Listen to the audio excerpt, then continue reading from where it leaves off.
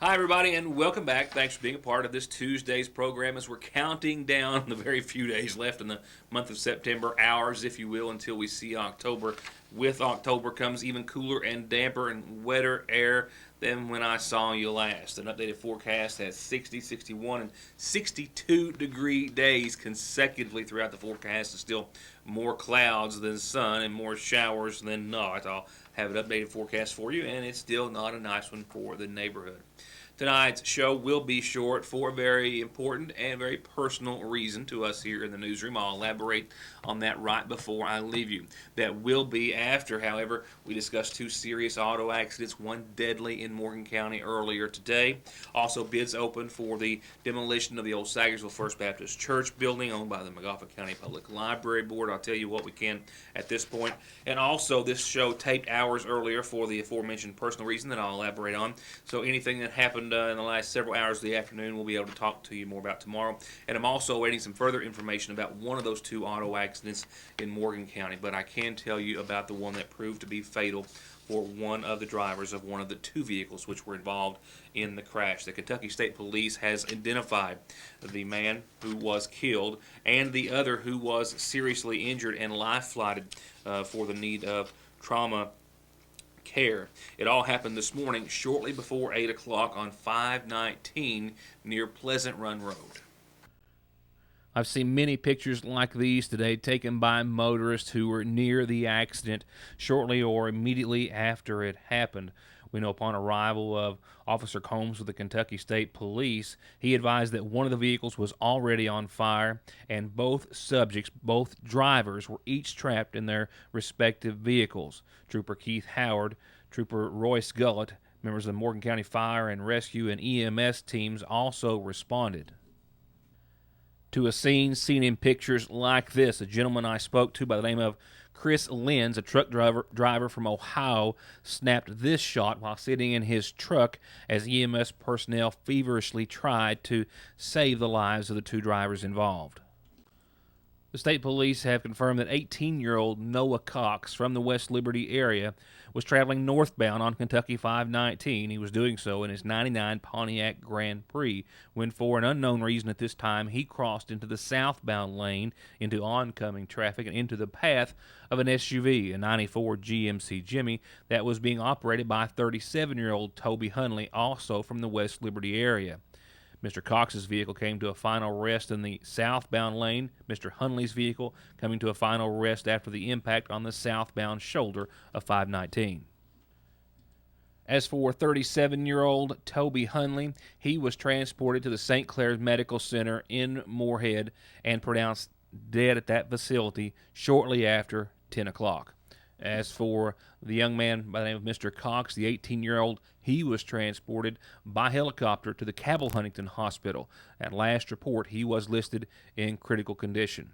While the collision remains under investigation by Trooper Royce Collett with Post 8 out of Moorhead, we know that the Morgan County Rescue and EMS departments and personnel had to work for a considerable amount of time, more than 30 minutes, for each vehicle to extricate both drivers before they could be taken from the scene to the respective hospitals that they were transported to.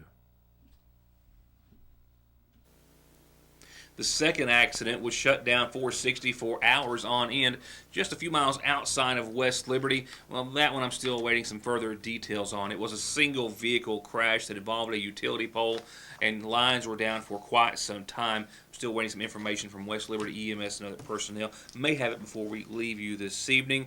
Regardless, I'll be back with more headlines right after these messages.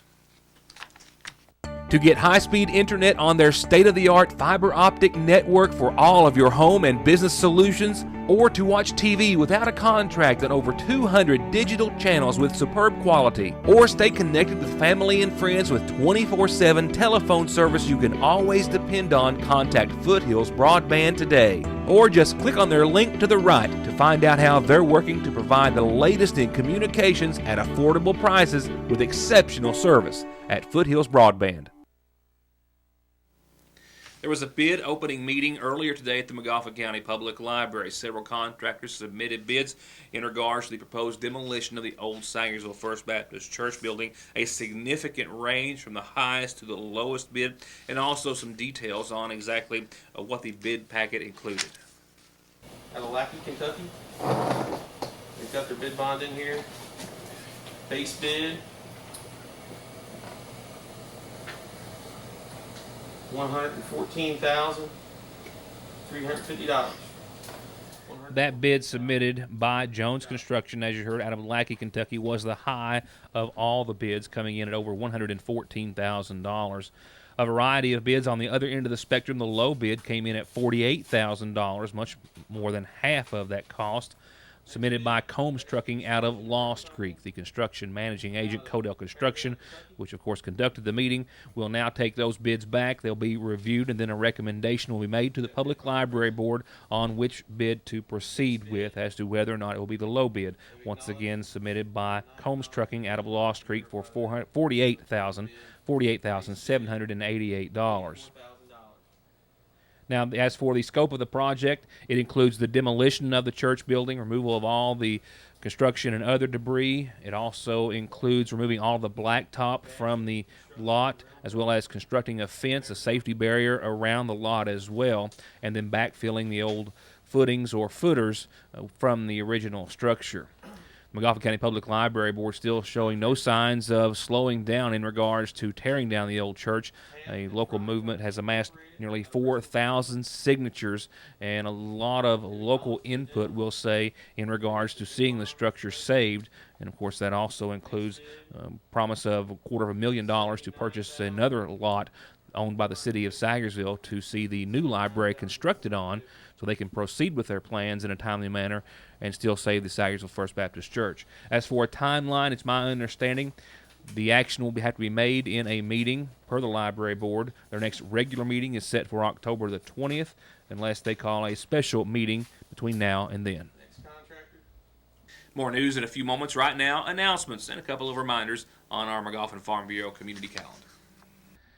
And ladies and gents, if you think it's time to not worry about our first announcement, the Magafa County Health Department and your health care provider would like to argue with you, I'm sure.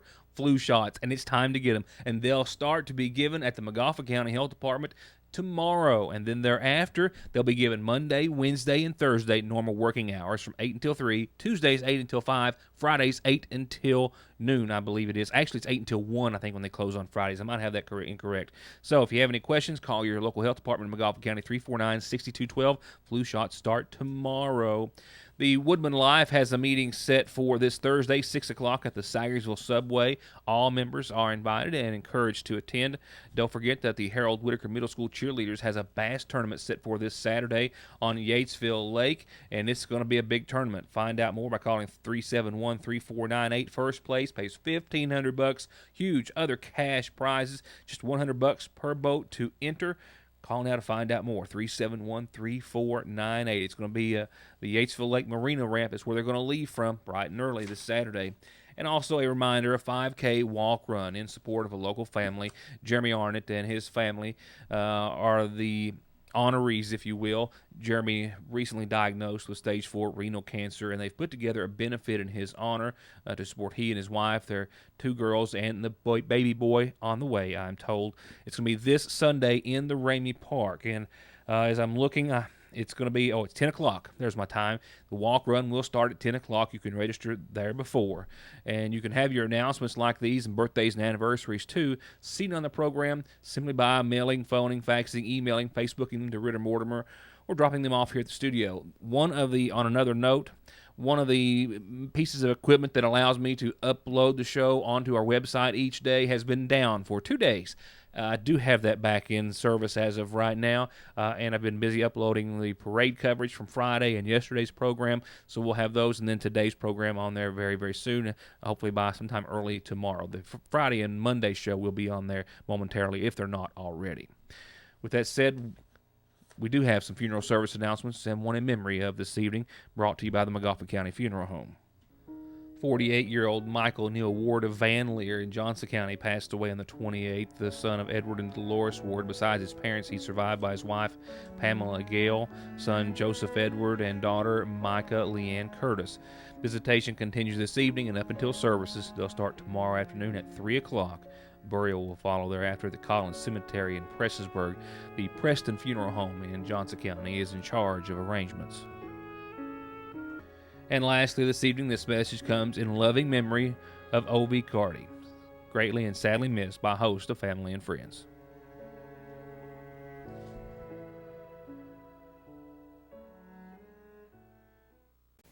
The reason for the show being cut short in just a few moments. Right now, let me go ahead and skip ahead to your Licking Valley RECC forecast.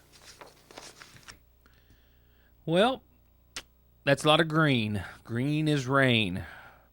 And rain is what we're going to see for a while. The shower is going to continue.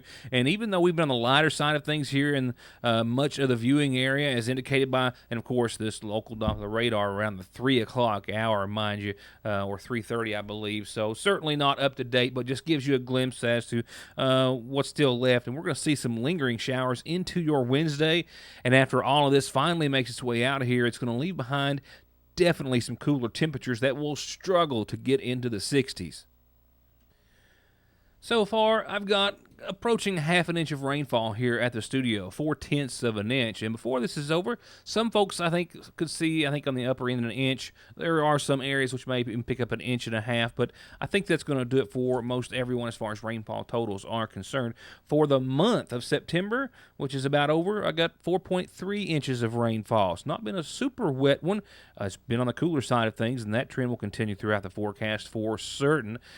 Beginning with a low of 62 tonight, under cloudy skies, and 90%, you could probably say 110. It's going to be a wet one. We're going to see some more showers continuing throughout the overnight, and they'll maybe be embedded with a thunderstorm or two. Not seeing any rise of right now, but it could happen. Nothing severe, just wet and definitely cooler. Not in really comparison. Tonight's nighttime low, 62, is going to be daytime high territory after a while. Tomorrow we're not going to climb maybe 6 degrees to see a high on your Wednesday of 68. Showers are still likely, the majority of which before 9 or 10, then scattered and lingering throughout the rest of the afternoon and early evening. But we can't shake at least a threat throughout any of the forecast, any of it. 63, mostly cloudy, and a 30% threat of some or chance of some scattered showers on your Thursday. Lows dip down to around 52, and then watch daytime highs do. They don't go up. In fact, starting on Friday, we'll flirt with the upper 50s for daytime highs. I'm thinking 60 degrees right now. That's an adjusted daytime high to the tune of about 4 degrees from where we stood yesterday looking down the road at Friday. But 60, 48 degrees for nighttime lows is going to be a cool one. Friday night football, well, of course, a lot of games being held on Thursday night. That might be a good thing this week. Cloudy skies, still a 40% chance of some isolated showers. And looking ahead to the weekend, not an improving forecast. Sad to say, but still cloudy skies rolling in or staying here on your Saturday. We're going to probably see close to 60 again. Nighttime lows in the upper 40s again. More clouds again. And yes, again, a 40% chance of some isolated showers. Wrapping up the weekend, well, I had partly sunny skies in the forecast for Sunday yesterday, and I'm still holding on to that hope tonight with partly sunny skies in your forecast for Sunday. Still a 30% chance of those isolated showers. Temperatures not getting out of the low 60s, maybe to the mid 60s, like 65 by Monday of next week, but definitely not an improvement. Okay, you guys see him. He's like, okay. What is that? Oh my gosh. They're all special, but this is the one that I always go back to. That was 11 years ago today. He was 2. Wow. Where does he go?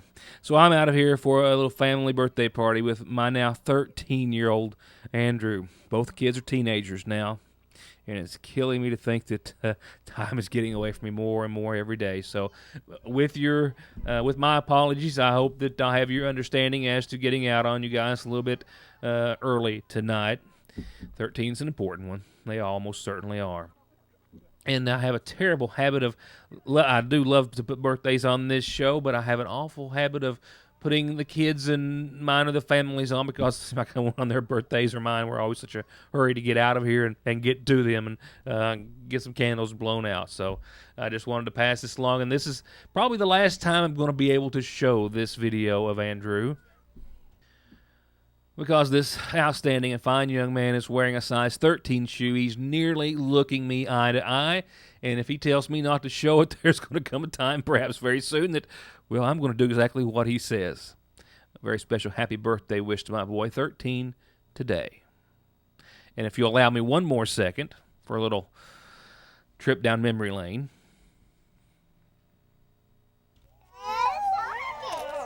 I couldn't help it. I'm so going to pay for this tonight, or, well, they're not going to see it tonight. It's probably tomorrow. But on the same tape, the next clip that I had bookended against this edited version of him being so excited to see the Wiggles was that, and I couldn't help but show that either. But a very sleepy and very sweet little Lacey, who would have been, I guess, 5 at the time, and is now this beautiful 16-year-old young, smart, caring, lovely young lady before you, and it's just truly heartbreaking to see how fast they have grown. But like her brother, we are, and if you'll just bear with me just for a few moments and indulge me, that we are so proud of both of them.